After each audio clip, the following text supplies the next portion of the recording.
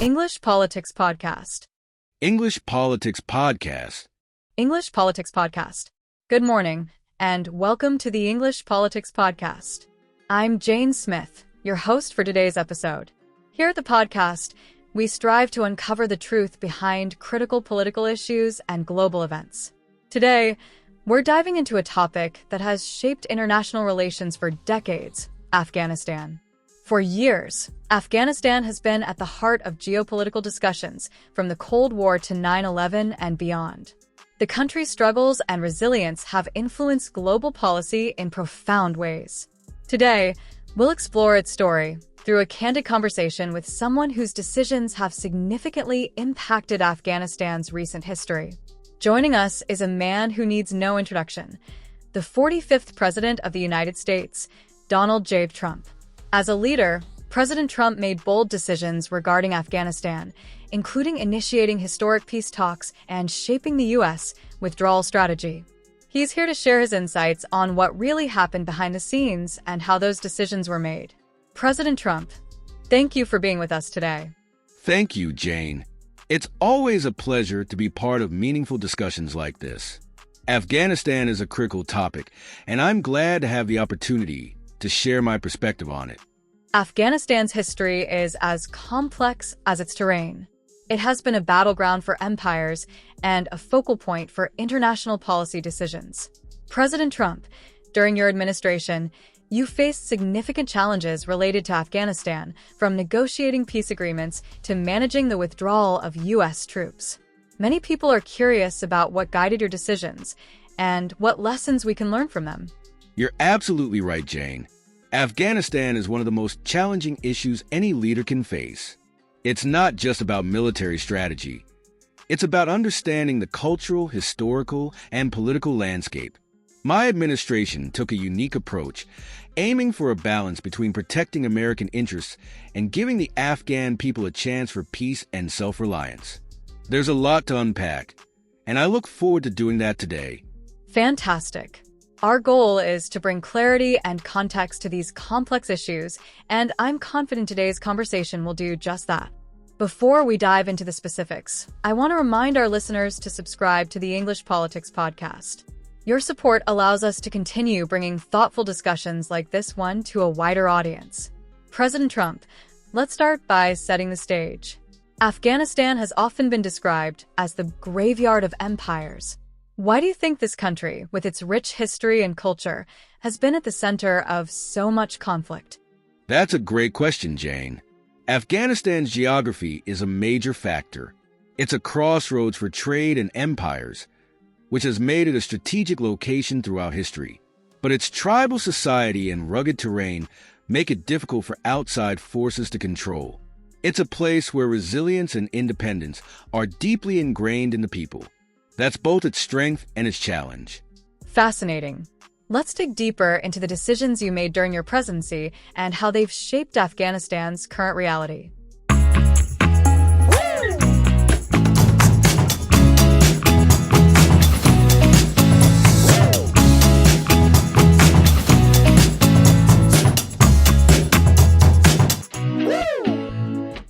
What motivated you to initiate peace talks with the Taliban? The motivation was simple: ending America's longest war. For decades, we invested lives and resources in Afghanistan without achieving lasting peace.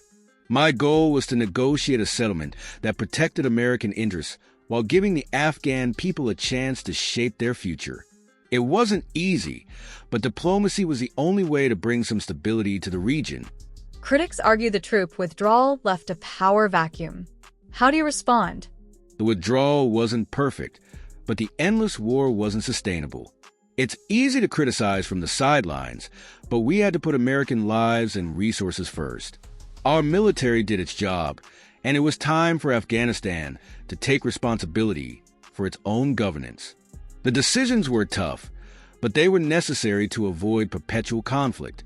What role did regional powers play in shaping your Afghanistan policy? Regional powers like Pakistan, Iran, and China were crucial considerations. Pakistan's role as a neighbor and its influence on the Taliban couldn't be ignored. We needed to engage diplomatically while ensuring these countries didn't exploit the situation. Balancing regional dynamics was a critical part of our strategy for stability. What lessons should future leaders take from the U.S. experience in Afghanistan? The biggest lesson is understanding the limits of military intervention. Nation building in Afghanistan was unrealistic without a deep cultural understanding and long-term commitment.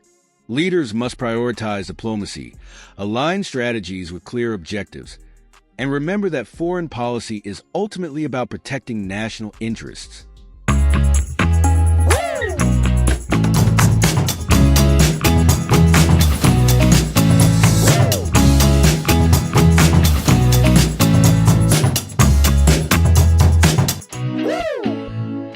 Through the eyes of an Afghan child, the first rays of sunlight crept over the rugged mountains of eastern Afghanistan, casting their golden hue on a small village nestled in the valley. For Amina, a 10-year-old girl with wide, curious eyes, the morning was her favorite time of day. The air was crisp, filled with the faint aroma of bread baking in clay ovens and the quiet hum of life beginning anew. But beneath the serenity lay the scars of decades of conflict, scars Amina's young mind could scarcely understand, yet her life was shaped by them. A family torn by conflict.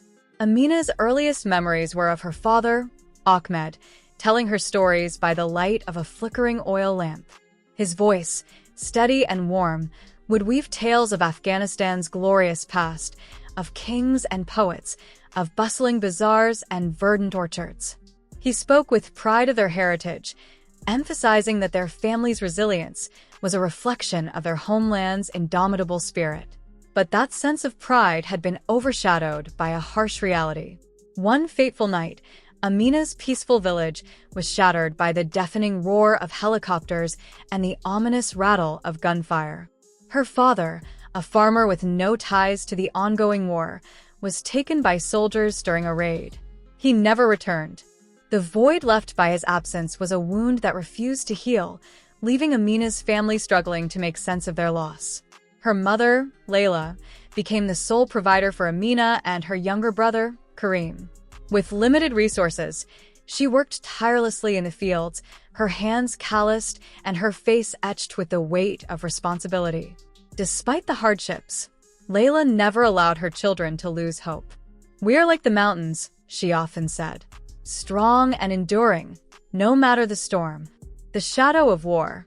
As Amina grew older, the shadow of war became an ever-present force in her life.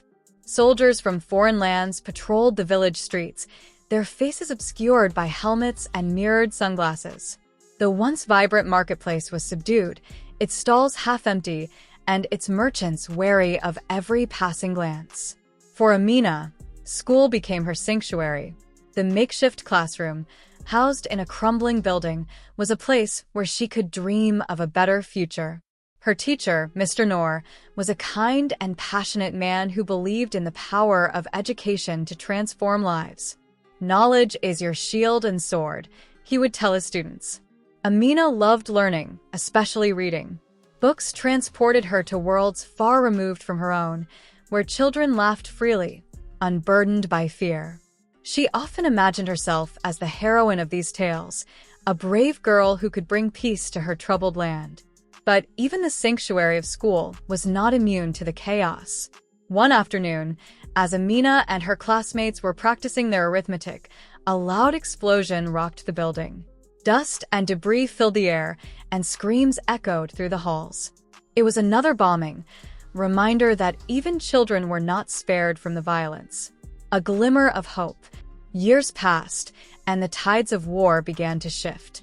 Foreign troops, who had once dominated the landscape, were preparing to leave. Talks of peace filled the airwaves, though skepticism lingered in the hearts of many. For Amina, the prospect of peace was both exciting and terrifying. She had grown up in a world defined by conflict, and the idea of a future without it seemed almost unimaginable. Yet, as the foreign soldiers began to withdraw, a new sense of hope emerged in her village. Local leaders, long overshadowed by external powers, began stepping forward to rebuild their communities. Schools were repaired, markets reopened, and families displaced by the fighting started to return. Amina's mother, once hesitant to trust in the promise of peace, allowed herself a rare moment of optimism. "Perhaps the mountains can rest," she said softly one evening, her voice tinged with both hope and caution. Dreams of tomorrow. At 16, Amina had grown into a thoughtful and determined young woman. Her experiences had instilled in her a resilience that belied her years. With Mr. Noor's encouragement, she had continued her education and dreamed of becoming a doctor. "Our people need healers," she often said, "not just of the body, but of the soul." Despite the challenges, Amina's dream was not just for herself. It was for her village, her family, and the countless children who deserved a future untainted by war. She envisioned a clinic where anyone, regardless of their background, could seek care and compassion. The weight of peace. Peace, however, was fragile. As the foreign troops departed, new challenges arose. The vacuum left behind was quickly filled by competing factions, each vying for power. Corruption threatened to undermine the progress that had been made, and the scars of war were not easily healed. Amina understood that peace was not the absence of conflict, but the presence of justice, opportunity, and understanding. She began volunteering with a local organization dedicated to rebuilding the village's infrastructure and fostering dialogue among its residents. Her work brought her into contact with people from all walks of life: farmers, merchants, former soldiers, each with their own stories of loss and survival. Through these interactions, Amina learned the importance of empathy. "We all carry the weight of this war," she once said during a community meeting. "But if we share the burden, it becomes lighter." A nation reborn? The road to recovery was long and fraught with setbacks, but Amina's village became a symbol of resilience and hope. Slowly, the wounds of the past began to heal. Children laughed once more as they played in the fields, and the marketplace buzzed with life. Amina's dream of becoming a doctor remained steadfast, and with the support of her community, she secured a scholarship to study medicine in the city. Her departure was bittersweet.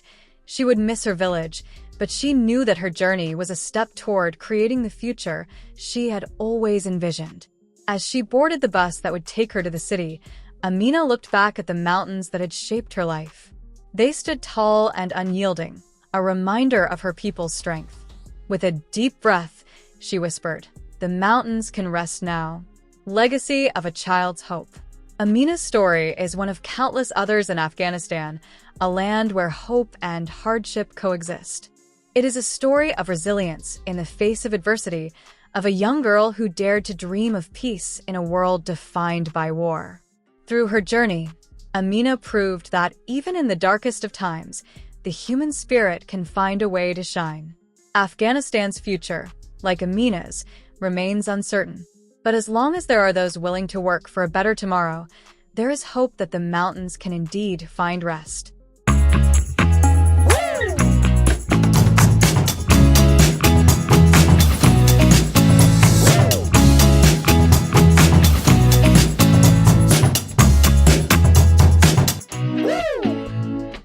Mr. Trump, it's been an absolute privilege having you on the English Politics Podcast.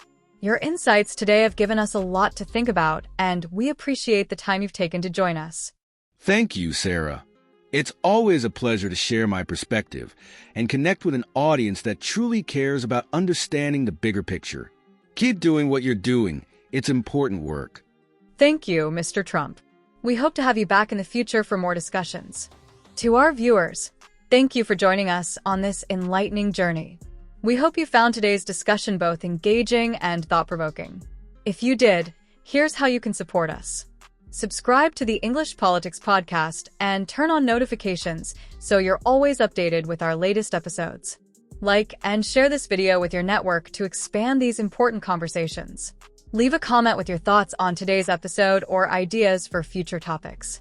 We value your input and want this channel to reflect the questions and concerns you care about most. Your engagement helps us continue to bring you meaningful content every day. And let me just say this, Sarah's right. Supporting platforms like this one ensures that real conversations happen. So, Make sure you subscribe, stay informed, and keep the dialogue going. Thank you, Mr. Trump, and thank you, everyone, for being part of the English Politics Podcast community. We'll be back tomorrow with another captivating discussion. Until then, stay informed and take care. Goodbye, everyone, and thank you for tuning in. Goodbye, and see you tomorrow.